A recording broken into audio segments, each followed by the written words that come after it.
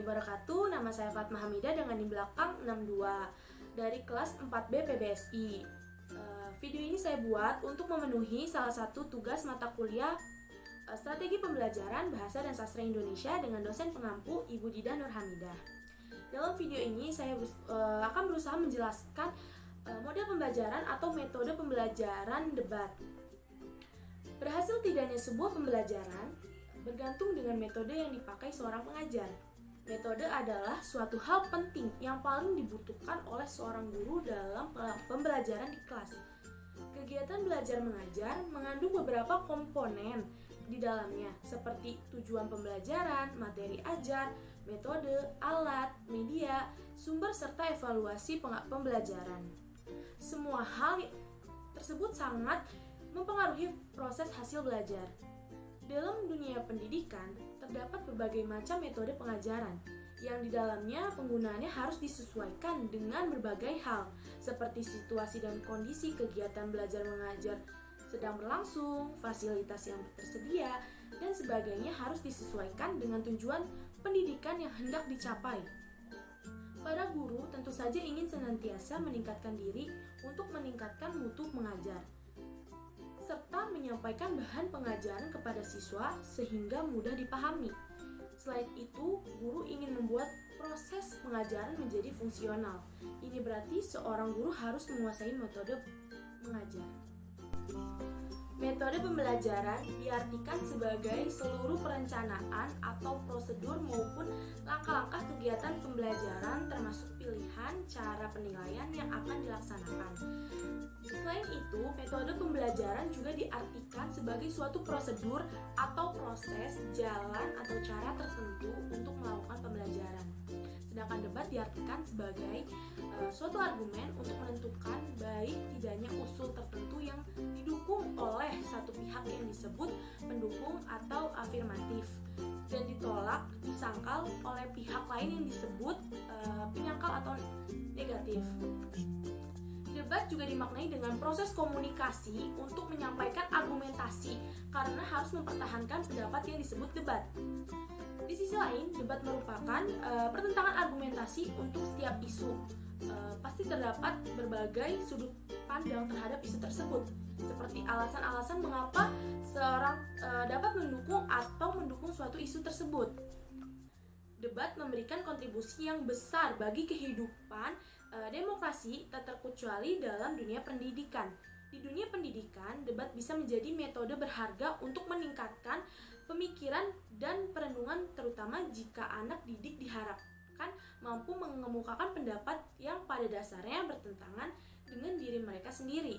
Mengajar metode debat merupakan metode di mana pembicaraan dari pihak pro dan kontra menyampaikan pendapat mereka dapat diikuti dengan suatu tangkisan atau tidak perlu. Selain anggota kelompok debat, dapat juga bertanya kepada peserta debat atau pembicara. Dengan kata lain, metode debat adalah metode pembelajaran yang mengarahkan anak didik untuk menyalurkan ide, gagasan, pendapatnya dengan cara adu argumentasi baik perorangan ataupun kelompok. Debat bisa menjadi metode berharga yang dapat mendorong pemikiran dan perenungan, terutama kalau peserta didik diharapkan mempertahankan pendapat yang bertentangan dengan keyakinan sendiri. Ini merupakan metode yang secara aktif melibatkan setiap peserta didik di dalam kelas, bukan hanya para pelaku debat saja. Debat memiliki beberapa tujuan, yaitu meraih kemenangan atas argumentasi demi mendukung sesuatu yang ingin ditegakkan atau dijalankan. Tujuannya dilakukan debat adalah untuk menunjukkan kebenaran atas sesuatu yang sedang dipermasalahkan, menimbulkan pro dan kontra atau sebagainya. Tujuan yang ingin dicapai dengan debat bergantung pada peserta dan anggota yang diundang mosi atau permasalahan, waktu dan tempat debat. Selain pengertian dan tujuan, debat juga memiliki bentuk secara umum. Yang pertama, debat melibatkan dua kelompok dan kelompok tersebut itu kelompok afirmatif atau pro dan kelompok negatif kontra atau oposisi. oposisi. Yang kedua, masing-masing pihak bertugas mengajukan suatu usulan yang memihak pro kepada suatu kebijakan masalah pemerintah dan mengajukan sanggahan, kontra atau oposisi untuk menolak usulan dari pihak pro. Yang ketiga, masing-masing pihak pro dan kontra mendapat alokasi waktu yang setara untuk mengemukakan pandangannya. Yang keempat, ada satu pihak lain yang bertugas menilai pendapat yang lebih baik, isi dan bahasa penyajian. Selanjutnya, saya akan menjelaskan bagaimana cara melakukan debat di dalam kelas atau yang disebut sebagai langkah-langkah. Yang pertama, buatlah suatu isu yang akan dibahas nanti ketika debat atau yang menjadi mosi dalam debat. Yang kedua, buatlah dua kelompok antara tim pro dan tim kontra. Yang ketiga, setelah sudah ditentukannya tim dan mosi dalam debat, kedua tim duduk berhadapan antara tim kontra dan tim pro. Lalu terdapat moderator atau penengah yang nantinya akan diserahkan kepada guru. Seketika moderator atau tim netral sudah membacakan mosi dalam debat atau isu di dalam debat, maka kedua tim antara tim kontra dan tim pro saling beradu argumentasi yang didahulukan oleh tim pro. Lalu tim kontra menyanggah membantah apa yang menjadi argumentasi tim pro. Ketika sudah berjalan debat tersebut, lalu bergantian dan memilih juru bicara bergantian antara tim pro dan tim kontra. Usahakan memang harus mengganti orang yang berbeda agar semua tim dapat berbicara, dan biasanya satu tim terdiri dari 3 orang. Setelah debat berjalan, lalu guru berdiskusikan hasil dari argumentasi masing-masing kelompok, dan setelah itu berdiskusi dalam kelas. Semua siswa yang sedang berdebat duduk kembali bersama-sama berdiskusikan argumentasi-argumentasi yang telah dikeluarkan oleh masing-masing tim.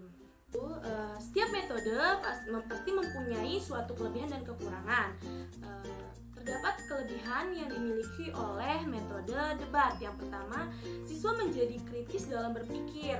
Dan kedua, suasana kelas menjadi lebih bersemangat karena adanya adu argumentasi setiap tim yang membuat suasana kelas menjadi ramai. Yang ketiga, siswa dapat mengungkapkan pendapatnya di dalam forum. Yang keempat, siswa dapat memberikan pendapatnya dengan logis dan bahasa yang runtun. Yang kelima, siswa menjadi lebih besar hati ketika pendapatnya tidak sesuai dengan peserta yang lainnya. Yang keenam, siswa dapat melatih keterampilan berbicaranya. Lalu ada ketika siswa yang pasif mungkin bisa lebih aktif lagi dalam berbicaranya karena sudah sering berlatih berbicara dan untuk mempertahankan argumentasinya. Selain kelebihan, metode debat pastinya mempunyai kekurangan. Antara lain, yang pertama, biasanya hanya siswa yang aktif saja yang berbicara. Karena dia merasa aktif dan siswa tersebut sudah merasa dia pandai untuk berbicara, maka hanya siswa aktif saja yang berani untuk berbicara di depan kelas. Yang kedua, terkadang timbulnya perselisihan antara siswa karena saling beradu argumentasi dan tidak ingin kalah dari pendapatnya. Yang ketiga, biasanya akan timbul ingin saling menjatuhkan lawan karena ketika kita mempertahankan argumen kita ingin argumen kita tuh yang menang, yang merasa argumen kita pantas dan bagus untuk dipertahankan. Yang keempat, menyita waktu yang cukup lama karena debat tidak cuma membutuhkan waktu 5-7 menit saja. Dengan kata lain, siswa saling berebut untuk menyampaikan pendapat. Yang kedua, guru menjadi penengah saat siswa saling adu argumen yang tak kunjung selesai. Yang ketiga, siswa yang pandai berargumen akan selalu aktif, tetapi yang kurang pandai berargumen hanya diam dan pasif. Hal itu yang membuat debat dikatakan sebagai menyita waktu yang cukup lama. Ya, di sini saya sudah bersama lawan bicara saya yang akan menemani saya memperagakan atau mencontohkan bagaimana proses debat yang terjadi secara langsung di dalam kelas. Tema debat kali ini yaitu adanya larangan membawa HP ke banyak sekolah, terutama sekolah dasar dan sekolah menengah pertama, melarang siswanya membawa HP ke sekolah. Tetapi, banyak juga yang memperbolehkan membawa HP dengan berbagai syarat. Sebagian orang menganggap ini sangat bagus dan positif atau pro terhadap isu tersebut. Dan ada juga yang menganggapnya negatif atau kontra terhadap isu tersebut. Dengan demikian, pelarangan siswa membawa HP ke sekolah menuai perdebatan. Di sini saya sebagai tim pro, saya mendukung adanya larangan membawa HP ke sekolah. Siswa memang harus dilarang membawa HP atau alat komunikasi lainnya ke sekolah karena dapat mengganggu konsentrasi siswa itu sendiri, juga mengganggu proses belajar mengajar di kelas yang berdampak pada siswa lainnya dan guru. Selain itu, siswa akan cenderung mengurangi intensitas interaksi sosial dengan sesama siswa dan guru karena siswa terlalu berfokus pada interaksi yang dilakukannya menggunakan HP. Lebih lanjut lagi, membawa HP ke sekolah dapat membahayakan siswa karena siswa mungkin menjadi incaran pelaku kejahatan seperti penjambretan dan lain sebagainya. Saya dari tim kontra tidak mendukung larangan siswa membawa HP ke sekolah. Siswa seharusnya dibolehkan membawa HP atau alat komunikasi lainnya karena dengan begitu pengetahuan siswa akan semakin terbuka dengan menggunakan alat komunikasi yang sekarang sudah dilengkapi dengan akses internet. Siswa akan mampu mencari tahu segala sesuatu yang berkaitan dengan mata pelajaran. Hal ini akan meningkatkan rasa keingintahuan siswa. Selain itu, siswa juga memerlukan sarana komunikasi dengan orang tua apabila ada hal yang mendesak. Akan tetapi, kami dari tim pro tidak setuju dengan pernyataan yang dilontarkan oleh tim kontra. Kami tetap pro terhadap adanya larangan membawa HP ke sekolah karena HP akan mengganggu konsentrasi belajar. HP akan mengajari siswa untuk berbuat curang karena akan saling membagikan jawaban dan segala keburukan yang ada akan bisa didapatkan dari HP tersebut seperti menonton video biru dan sebagainya. Oleh karena itu, kami dari tim pro tetap setuju adanya pelarangan membawa HP ke sekolah. Sekian, terima kasih. Kami dari kelompok kontra tetap tidak setuju dengan pernyataan yang dilontarkan terhadap tim pro karena dalam hal ini terdapat beberapa poin yang akan kami ingin sampaikan, yaitu pertama, HP memiliki fungsi untuk menelpon kedua orang tua ketika kami akan pulang ke sekolah.